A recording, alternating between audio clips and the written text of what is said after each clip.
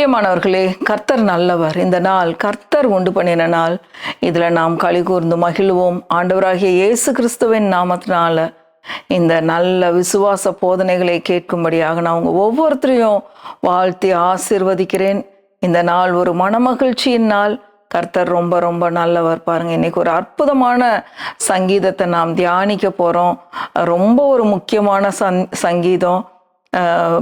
சில கல்யாணங்களில் கூட இதை நான் சொல்லி கேள்விப்பட்டிருக்கேன். எங்கள் குடும்பத்தில் இந்த சங்கீதத்தை நாங்கள் ரொம்ப அதிகமாக யூஸ் பண்ணி கொண்டே இருக்கிறோம்.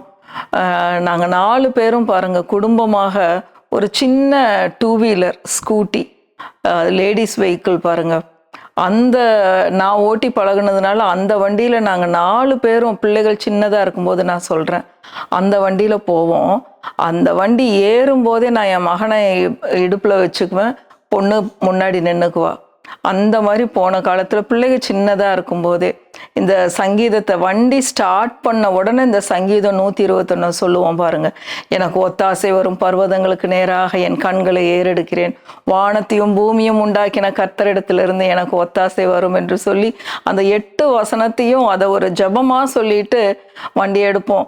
அந்த ஸ்கூட்டி பார்க்குறவங்க எல்லாம் சிரிப்பாங்க. வண்டி வெளியவே தெரியாது, நாங்கள் 4 பேரும் அதில் ஃபுல்லாக மறைஞ்சிருப்போம். பாருங்க, கர்த்தர் எவ்வளோ நல்லவர்னா, வார்த்தைகளானது அது கற்பம் தரித்து ஒரு பெரிய கார், ஸ்கூட்டியிலிருந்து ஒரு அழகு ஒரு காரை வாங்க கிருபை செஞ்சார். ஒரு பைசாவும் லோன் இல்லாமல் ஃபுல் பேமெண்ட்டில் அந்த காரை வாங்குறதுக்கு கர்த்தர் உதவி செய்தார். பிரியமானவர்களே, நான் அந்த சங்கீதத்தை படிக்கும்போது அந்த நாட்களை எல்லாம் நினச்சி பார்க்குறேன்.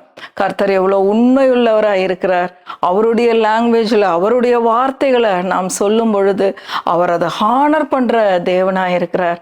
அற்புதமான ஆண்டவர். பிரியமானவர்களே, இந்த ரெக்கார்டிங்காக வந்து நிற்கும் போது இந்த சங்கீதத்தை எடுக்கும்போது எனக்கு அந்த இன்சிடெண்ட் ஞாபகம் வந்தது. அவர் எவ்வளோ உண்மையுள்ளவர். உங்களுடைய வாழ்க்கையில் இன்றைக்கு நீங்கள் தொடங்குங்க. உங்களுடைய வீடு வேணுமா, இல்லை உங்கள் குடும்பத்தின் தேவைகள் எதுவாக இருந்தாலும் உங்களுடைய கண்கள் அவரை நோக்கி பார்க்கட்டும். நிச்சயமாகவே வானத்தையும் பூமியும் உண்டாக்கின கர்த்தரிடத்திலிருந்து நமக்கு ஒத்தாசை வரும். பாருங்க, சங்கீதம் 121, எனக்கு ஒத்தாசை வரும் பர்வதங்களுக்கு நேராக என் கண்களை ஏறெடுக்கிறேன், வானத்தையும் பூமியும் உண்டாக்கின கர்த்தரிடத்திலிருந்து எனக்கு ஒத்தாசை வரும். பாருங்க, இதுக்கு ஆதாரமா எரேமியா 3வது அதிகாரம் 23வது வசனம். எரேமியா 3:23. காலையில் இந்த வசனங்கள் எல்லாம் எடுத்து படிக்கும்போது எனக்கு அவ்வளோ ஆச்சரியமாக இருந்தது. எரேமியா 3வது அதிகாரம் 23வது வசனம். குன்றுகளையும் திரளான மலைகளையும் நம்புகிறது விருதா என்பது மெய்.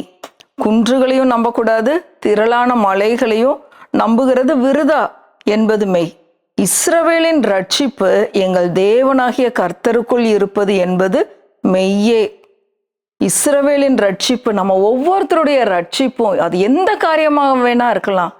எங்கிருந்து வருது ரட்சிப்பு? எங்கள் தேவனாகிய கர்த்தருக்குள் இருப்பது என்பது மெய்யே. பாருங்க, அடுத்தது, உன் காலை தள்ளாட ஒட்டார், உன்னை காக்கிறவர் உறங்கார். நம்ம கால் எப்பவுமே தள்ளாடாது.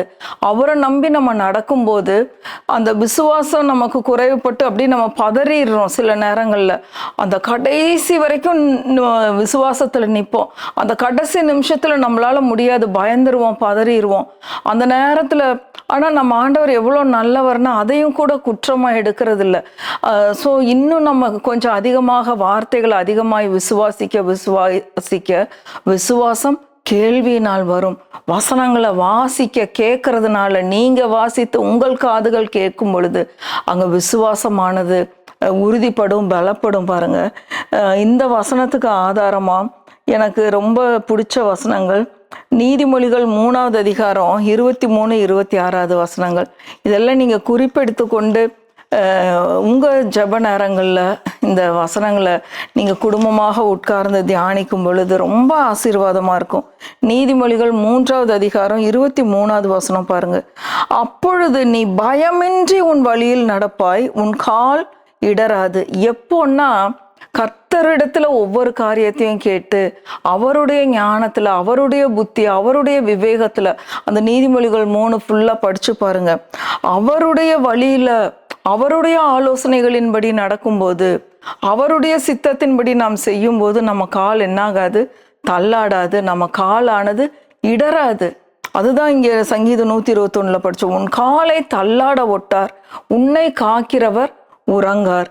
அடுத்தது இன்னொரு வசனம், சங்கீதம் 127 2வது வசனம். சங்கீதம் 127:2. கர்த்தர் நகரத்தை காவாராகில் காவலாளர் விழித்திருக்கிறது விருதா. கர்த்தர் நகரத்தை காவாராகில் காவலாளர் விழித்திருக்கிறது விருதா. கர்த்தர் தான் நம்மளுடைய நகரத்தை, நம்ம வீட்டை, நம்மளுடைய ஒவ்வொரு காரியங்களையும் காத்து கொள்றது அவர் தான். காவலாளர் விழித்திருக்கிறது விருதா. காவலாளர் விழித்திருக்கிறதுனால, அவங்க முழிச்சு பார்க்கறதுனால, நம்ம செக்யூரிட்டிஸ் வாட்ச்மேன் வச்சிருக்கிறதுனால இல்லை, அவருடைய பாதுகாப்பு நம்ம மேலே இருக்குதுங்கிறது தான் நிச்சயம். அதுதான் உண்மை. பாருங்க, அடுத்த வசனம் பாருங்க. சங்கீதம் 121 தொடர்ந்து நம்ம வாசிப்போம். இதோ இஸ்ரவேலை காக்கிறவர் உறங்குவதும் இல்லை, தூங்குகிறதும் இல்லை. நம்மளை காக்கிற தேவன் அவர் கண்ணை மூடுறதே இல்லை, கண்ணை சிமிட்டுறதே இல்லை, அப்படி நம்மளை காத்து கொண்டு இருக்கிறார். அதனால பாருங்க, வசனம் இப்படி சொல்லுது. ஆனா நம்ம எப்படி ஜெபிப்போம்னா, ஆண்டவரே நாங்க போகும்பொழுதும் வரும்பொழுதும் உங்க பாதுகாப்பை தாங்க அப்படின்னு சொல்லி நம்ம ஜெபிக்கிறோம். நம்ம ஜெப முறைகளை நாம் மாற்ற வேண்டும். வசனம் என்ன சொல்லுது? இஸ்ரவேலை காக்கிற தேவன் அவர் உறங்குறதும் இல்லை, தூங்குகிறதும் இல்லை. அவர் தூங்குறதே இல்லை, கண்ணை மூடாம நம்மள பார்த்துக்கிட்டே இருக்கிறாரு. கர்த்தாவே, நீர் எங்களை காக்கிற தேவனாய் இருக்கிறீர், உமக்கு நன்றி, ஸ்தோத்திரம். அப்படிதான் நம்ம சொல்லணும். நீர் எங்களுக்காக வைத்திருக்கிற பாதுகாப்புக்காக நன்றி, அப்படிதான் சொல்லணுமே ஒழிய ஆண்டவருக்கு நம்ம வேலை கொடுக்குற மாதிரி, ஆண்டவரே எங்களை நீங்க பாதுகாத்துக்கோங்க, நாங்க கார்ல போறோம், எங்களை பாதுகாத்துக்கோங்க, அந்த மாதிரி எல்லாம் சொல்றது ஒரு சரியான முறை கிடையாது. கர்த்தர் உன்னை காக்கிறவர், கர்த்தர் உன் வலது பக்கத்திலே உனக்கு நிழலாய் இருக்கிறார். எப்பொழுதும் அவர் நம்மளுடைய வலது பக்கத்துல நமக்கு நிழலாய் இருந்து கொண்டு இருக்கிறார். பாருங்க, சங்கீதம் 16:8 இதுக்கு ஆதாரமா இருக்கிற வசனங்களையும் சைட் பை சைடு உங்களுக்கு நான் சொல்றேன். சங்கீதம் 16வது சங்கீதம் 8வது வசனம். கர்த்தரை எப்பொழுதும் எனக்கு முன்பாக வைத்திருக்கிறேன், அவர் என் வலது பாரிசத்தில் இருக்கிறபடியால் நான் அசைக்கப்படுவதில்லை. எப்பொழுதும் நம்மளுடைய வலது பக்கத்துல அவர் நிழலாய் இருக்கிறார். பயத்துல கஷ்டப்படுறவங்க இரவு தூங்கும் போது, ஐயோ எனக்கு படுத்தாலே நெஞ்செல்லாம் படபடான்னு இருக்கு, ஒரு பயமா இருக்கு, எனக்கு தூக்கம் வர்றதில்லை, எனக்கு கனவுகள் வருது, இந்த மாதிரி சொல்ற யாரா இருந்தாலும் நீங்க இந்த வசனத்தை சொல்லுங்க.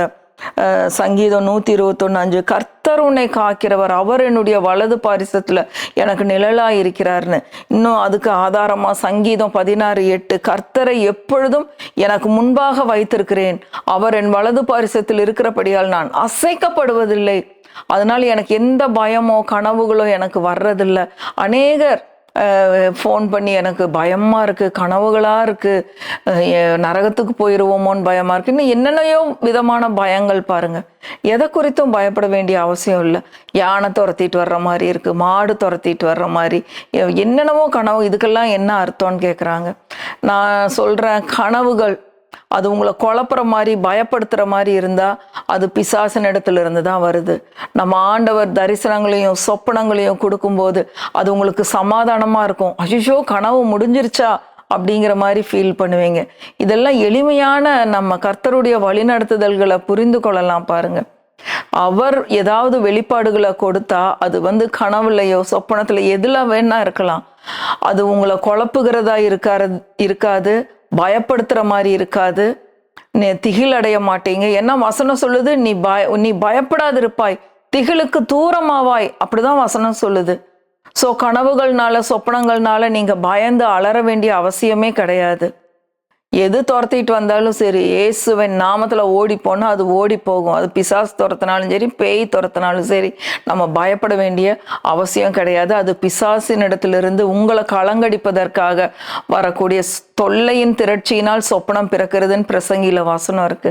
ஸோ நீங்க பலவிதமான குழப்பங்கள்ல கவலைகள்ல இருக்கும்போது இப்படிப்பட்ட கனவுகள் உங்களை பயப்படுத்துற மாதிரி குழப்புற மாதிரி வரும்.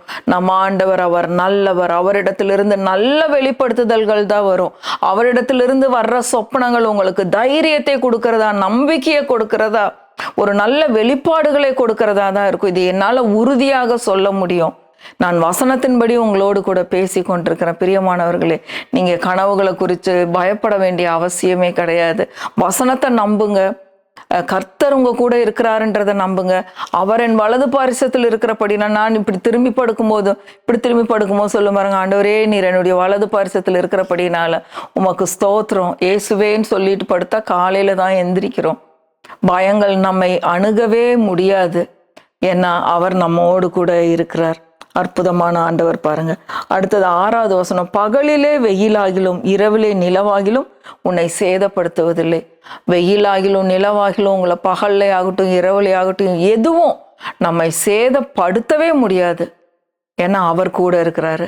எல்லா இயற்கையின் மீது நமக்கு அதிகாரம் கொடுத்திருக்கிறார். எதுவும் நம்மளை அணுகவே முடியாது. பாருங்க, கர்த்தர் உன்னை எல்லா தீங்குக்கும் விலக்கி காப்பார்.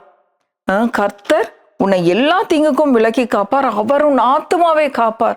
அவர் நம் ஆத்துமாவை காக்கிற தேவனா இருக்கிறார். பாருங்க, அடுத்தது, கர்த்தர் உன் போக்கையும் உன் வரத்தையும் இது முதற்கொண்டு என்றைக்கும் காப்பார். கர்த்தர் உன் போக்கையும் உன் வரத்தையும் இது முதற்கொண்டு என்றைக்கும் காப்பாருன்னு சொல்லியிருக்கீங்க ஆண்டவரே.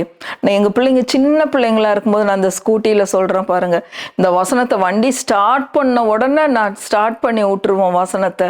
அது 8 வசனத்தை அப்படியே ஒவ்வொரு நாளும் சொல்லி, ஒரு நாளும் நாங்கள் வண்டியிலிருந்து இப்படி சாஞ்சதே இல்லை. 4 பேர் போய் வந்திருக்கிறோம். எத்தனையோ ஆண்டுகள் கார் வாங்குற வரைக்கும். பிரியமானவர்களே, அவருடைய நாமம் மகிமைக்காக சொல்ற, அவர் காக்கிற தேவன். உங்க வலது பக்கத்துல அவர் நிழலாய் இருக்கிறார். எல்லா தீங்குக்கும் அவர் உங்களை விலக்கி காக்கிற தேவனாய் இருக்கிறார். அவர் மீது நம்பிக்கையாயிருங்க. அவர் நல்லவரா இருக்கிறார். உங்களை தள்ளி விடுற தேவன் அல்ல. ஆக்சிடென்ட்ஸ் அனுமதிக்கிற தேவன் அல்ல. கெட்ட காரியம் எல்லாமே அது பிசாசினிடத்திலிருந்து வர்றது. அதனால தைரியமா இருங்க. இப்படிப்பட்ட சங்கீதங்களை, நல்ல வார்த்தைகளை பொறுக்கி எடுத்து நல்ல வார்த்தைகளை வாயை திறந்து பேசுங்க. அந்த நல்ல வார்த்தைகளை உங்கள் காதுகள் கேட்கட்டும். விசுவாசம் பெருகும். விசுவாசம் பெருகும் பொழுது நம்ம வாழ்க்கையில எல்லா ஆசீர்வாதங்களையும் சமாதானம் சந்தோஷத்தையும் நாம் பெற்றுக்கொள்வோம். கர்த்தர் நல்லவர், அவரை துதியுங்கள், அவர் கிருபை என்றும் உள்ளது. ஆமென், ஆமென், ஆமென்.